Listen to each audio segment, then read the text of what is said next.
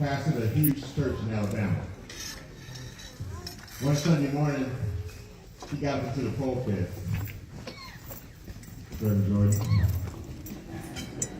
He told his congregation, he says, I'm sorry to tell you this morning, but all the members of this church have 2 weeks to live.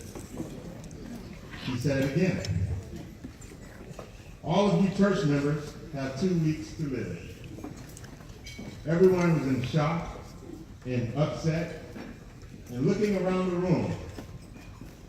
But there was a man sitting in the back pew. He had his arms folded and was just smiling. So Deacon Jones said, didn't you just hear the pastor said we all have 2 years, 2 weeks to live? So the man said, yes, I heard him, but I'm not a member of your church. I'm just visiting. Thanks to Uncle Frank for that joke. To the Master of Ceremonies, Mr. Watkins, thank you for that lovely introduction. To the Martin Luther King Jr. Committee and its members, thank you for the invitation to speak. To the pastors and ministers that are here present today, shout out to my pastor, Dr. Tim Carlson and the King AME Church for your support this morning. To the elected officials, the awardees, family, friends, and members of this great community. To all the fraternity and sorority members and the links that are present here this morning as well. In particular, the men of Alpha Phi Alpha fraternity, for whom Dr. King was a member.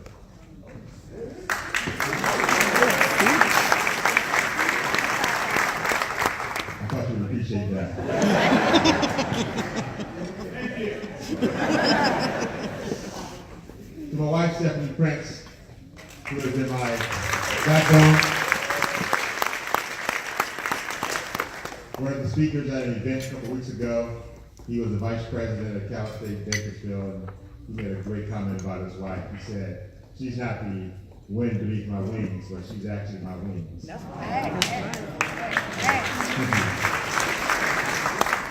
Well, we've come a long way since the time when some of this nation was against celebrating Dr. King with a national holiday. I am thankful that Mr. Crawford, Reverend Crawford, and Mrs. Crawford, and the committee have seen fit to make sure that we celebrate this special occasion and have done so for the past 16 years. You know, Dr. King would have been 89 years of age a few days ago on January 15th on his birthday. So again, happy birthday, Dr. King. I am here this morning to share with you some of my thoughts on why Dr. King is so special in history. But before I get there, I remember being told in college that if someone remembered one or at least two things from a speech, you have done well. So this morning I wanted to share a couple of facts that perhaps some of you may not have known about Dr. King, and perhaps you will remember where you heard him. Well, see, Dr. King, when he was in high school, he actually skipped 2 grades. He skipped his 9th grade year, and he skipped his 11th grade year. He entered college at the age of 14, Morehouse College in Atlanta, and he received a bachelor's degree at the age of 19 in sociology. For some reason, and I found this pretty interesting, Dr. King spent his honeymoon in a funeral parlor. Can you explain that one? That's what he read. But it was interesting. Dr. King's mother, Alberta King, was also slain by a bullet in a church in 1974. Today, over 700 streets in the United States are named after Dr. King. And last but not least, he and George Washington are the only Americans that have their birthdays recognized as a national holiday.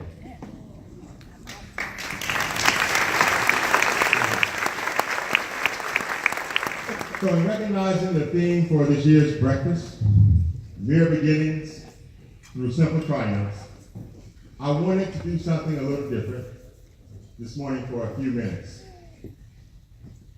I am now the Baptist minister, Pastor Jones. When I say a few minutes, it'll be for a few minutes.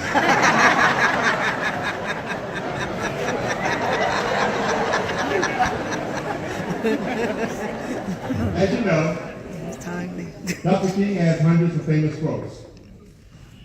And this morning I would like to share a few of them intertwined with three topics this morning. The three subjects of my talk this morning will be economic justice, love and sacrifice, and human progress. Economic justice. You see, Dr. King stated that capitalism does not permit an even flow of economic resources with this system.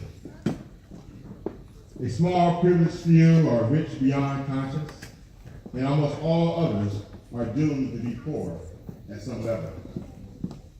That's the way the system works. And since we know that the system will not change the rules, we are going to have to change the system.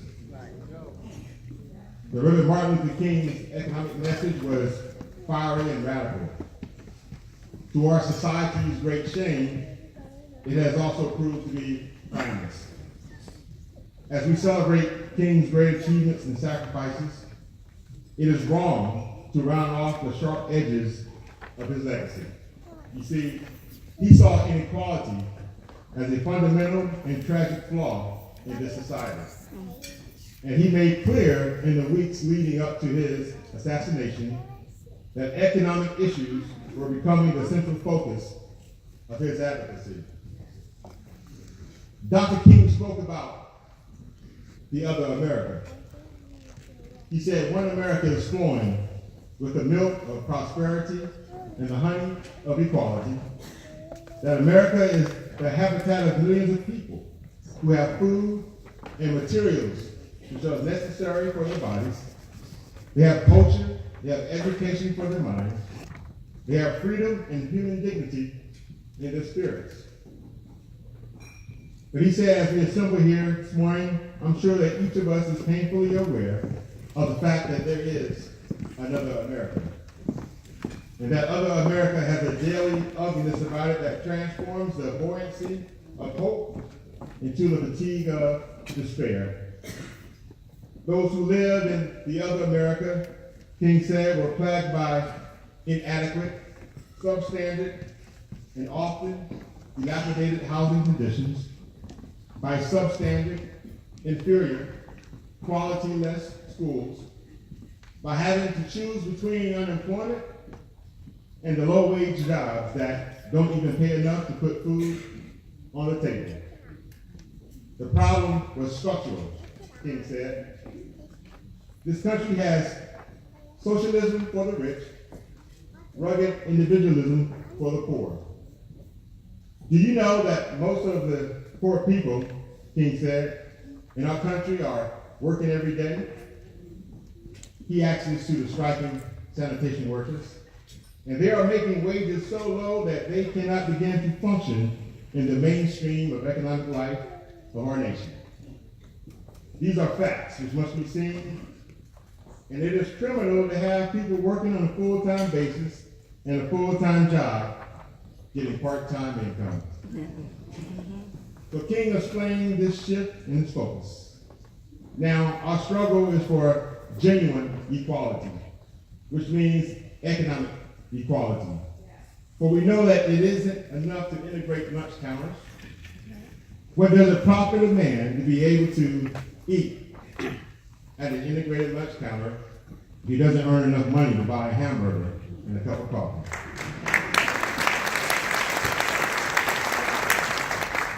But what King saw in 1968, and what we should recognize today, is that it is useless to try to address race without also talking on the larger issues of inequality. But he was planning a Poor People's March on Washington before he was assassinated. That would include not only African Americans, but also Latinos, Native Americans, and poor Appalachian whites. He envisioned a rainbow of a dispossessed, a symbol to demand not just an end to discrimination, but a change in the way the economy doles out its spoils. If I can bring this closer to home, the past couple of years locally, quite a few African Americans, along with others, have volunteered to be involved politically to help our community. We were solicited to help support some important ballot measures, particularly in the education components in our community. We phone banked, we donated money, we walked precincts, etc., etc., etc. By a show of hands, how many of you here are homeowners? By a show of hands, how many of you that are here are taxpayers? A few more. Well, all of you who are, to raise your hands, are helping to pay back the $502 million on Measure J for Bakersfield College.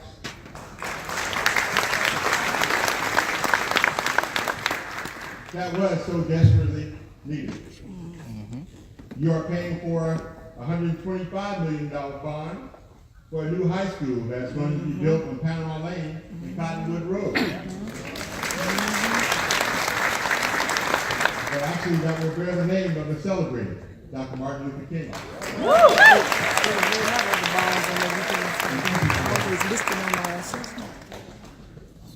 Well, contracts are starting to be awarded. And I don't think that we're getting too many phone calls at this time. We're not being solicited to provide services or to bid on these services. As far as I know, we are not at the table to make sure that an equal portion of the makeup of our community is participating in the economic opportunities our votes are providing. Or as I just quoted Dr. King, who said that doles out the spoils. These are the things that Dr. King was referring to when he spoke about economic justice. These are the things that people in the Bakersfield black community, like the Marvin Dean, Irma Carson, D. Slade, the Strong family, the Calder family, the Anthony family, and many others have been fighting for and over years.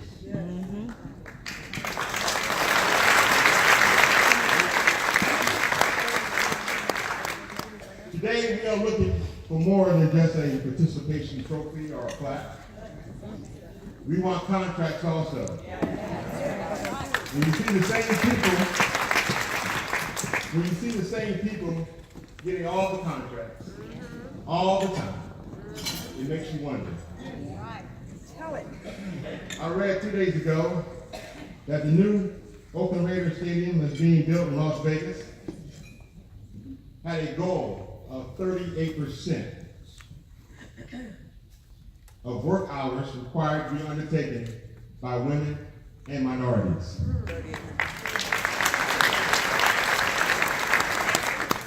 Something better than that, as of the end of November, 69% of the 940,000 hours thus far has gone to these groups.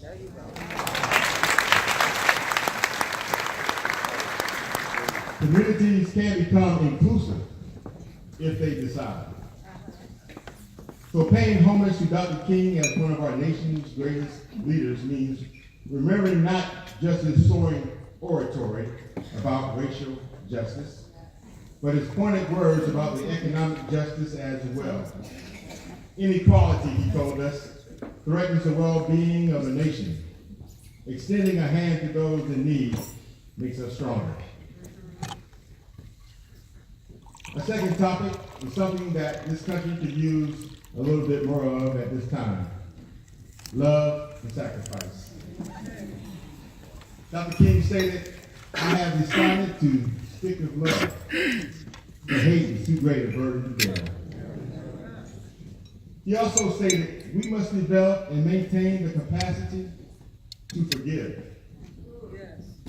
He who is devoid of the power to forgive is devoid of the power to love. Sounds like a part of your sermon, Pastor Costin. He also stated that there is some good in the worst of us and some evil in the best of us. When we discover this, we are less prone to hate our enemies. As I was watching the funeral services a couple of months ago of President Bush, there was a comment that really stood out to me. It was made by his longtime friend, Senator Alan Simpson. Senator Simpson stated, growing up, that both he and President Bush's parents taught them that hatred corrodes the container that it is carried in. Let me repeat that. This is what their parents taught them. That hatred corrodes the container that it is carried in. Don't let hatred corrode your well-being. Dr. King stressed that we must learn to live together as brothers or perish together as fools. He also stated history will have to record that the greatest tragedy of this period of social transition was not the strident clamor of the bad people, but the appalling silence of the good people.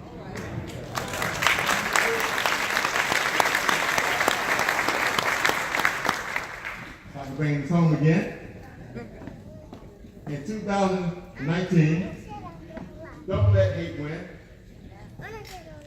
There is nothing else the racists would love alike to see our great nation divided by hate. This year, those neighbors you stopped speaking to a couple of years ago, go speak to them. Say hi.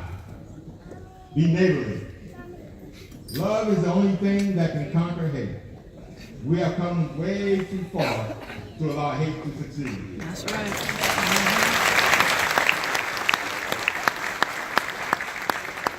This year marks 400 years since the first slaves were brought to this country. We have come too far to look back now. We have paved too many roads that not only we have rode on, but we have paved roads that other minorities, women, and poor Caucasians have been able to succeed on as well. That's why our history continues to need to be told. Let me say that again. That's why our history needs to continue to be told. Hopefully some of the school superintendents and representatives here.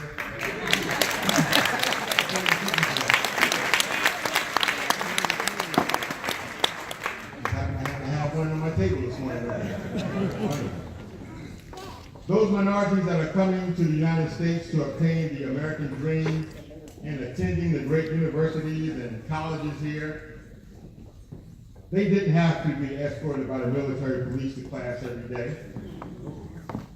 Those that are here practicing medicine and prospering in their practices, they were not met with fire hoses and German shepherds. Those that are opening businesses and thriving in economic development, which is great, but you couldn't just open up a business anywhere you wanted to not too long ago. You see, African Americans, along with others, sacrificed a lot, including their lives, to help get us to that point. Although we have become an intricate weave in the fabric of today's America, we must not forget the areas that we still need to fight for improvement. For we still need to fight against human injustice, voter suppression, unlawful killings, black-on-black killings. We still need to fight against racial assaults, prejudices, and hate. But we need to also look in the mirror and ask ourselves, are we doing all we can to make this community a better place to live? Good question. We have to find a way to like the unlikable, Yeah. tolerate the intolerable, and love the unlovable. You do know a dream takes more than just closing your eyes and falling asleep. It takes a lot of work sometimes. And sometimes things do not happen as quickly as you may want them to happen in life. Reminds me of the story of a Chinese bamboo tree. Les Brown used to tell this story a lot. He said in the Far East, they have a tree that's called the Chinese bamboo tree. This amazing tree is different from most other trees. It has a similar characteristic as most other plants, but it has to be watered and fertilized on a regular basis. There is something, however, that makes this tree unique. While most trees grow steadily over a period of years, the Chinese bamboo tree doesn't break ground for the first 5 years. Then in the 5th year, a remarkable thing happens. The tree begins to grow at a very astonishing rate. In fact, in a period of just 5 weeks, a Chinese bamboo tree can grow to a height of 90 feet. So in life, you will have dreams that you want to accomplish, and some people stop because they do not see quick and immediate results. So remember, although that bamboo tree did not come out of the ground for 5 years, it would have died in the ground if it wasn't perpetually watered and nurtured. The last topic, human progress. Dr. King stated, human progress is neither automatic nor inevitable. Every step toward the goal of justice requires sacrifice, suffering, and struggle. You see, Dr. King's dream is being fulfilled every time that we have a dream that is being fulfilled. He wanted to make sure that we had a desire to dream and the opportunity to make it come true. I believe most people fail in life, not because they aim too high and miss, but because they aim too low and hit. Let me repeat that. Most people fail in life, not because they aim too high and miss, but because they aim too low and hit. I want to share with you a few young people who are aiming high. Mr. Evan Floyd, son of 2 attorneys that some of you may know, Curtis and Jennifer. This young man is attending college in Paris, France. Wow. And is probably as fluent in French as he is in English. Moving to and living in a foreign country on his own at the age of 18. Wow. And doing very well in his academia. He is aiming high. Naomi Jennings, a senior at Stockdale High School, just announced in church a few weeks ago that she will be taking her academic talents to Harvard University in the fall.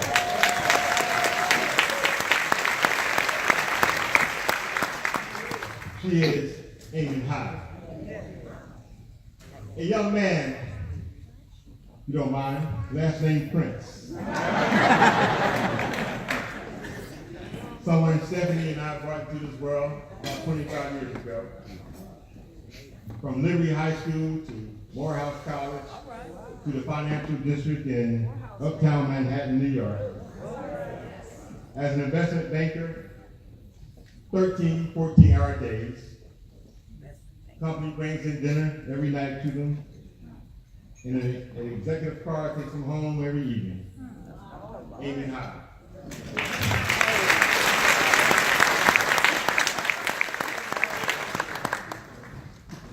when this next person, when this young lady was a teenager, she experienced a tragedy.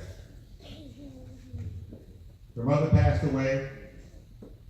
Father was left to raise her and her younger sister alone. Consequently, her grades suffered in high school. Her counselor told her that she was not college material. Upon graduating from VHS, I mentioned that school to help somebody.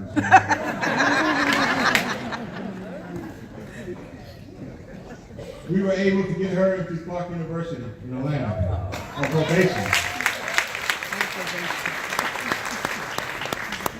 She started to get her mojo back and stayed a B and C student the first 3 years in college. Senior year, she made all A's. All right. That's something even better for you.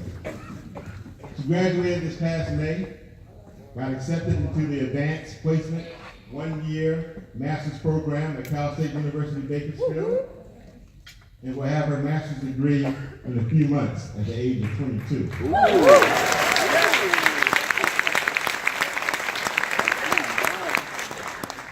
The same age that Dr. King received his master's degree.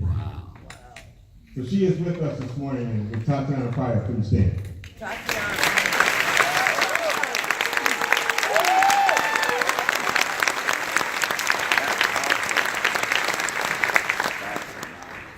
Aiming high.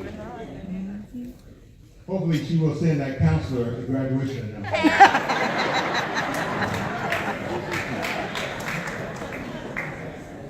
There are so many outstanding youth in our community that continue to make history every day. Their stories need to be told. Their stories need to be told. In closing, because I promised I would be just a few minutes. As we realize the mere beginnings and the simple triumphs that come from economic justice, the simple triumphs from love and sacrifice, the simple triumphs of human progress, let us remember some of the triumphs of history. You see, a quick history lesson will tell you that Crispus Attucks, an African American, was the first person killed in the Boston Massacre. Harriet Tubman navigated using a network for anti-slavery activists and safe houses known as the Underground Railroad in order to free slaves. Sojourner Truth was an outspoken advocate for abolition, temperance, and civil rights. Escaped slavery in 1826.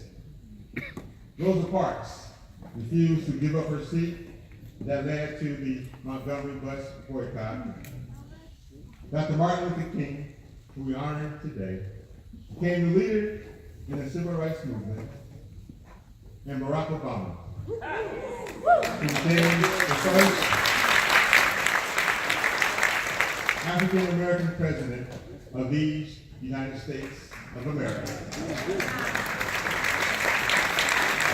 So as we continue to make history and tell our history, let us remember that our sacrifices and what they have led to. They led to Crispus Attucks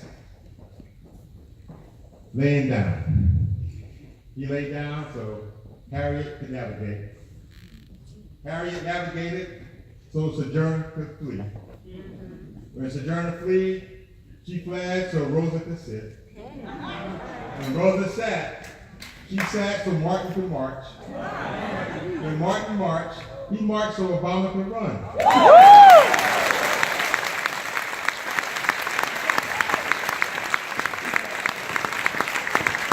And when Obama ran, guess what? He won.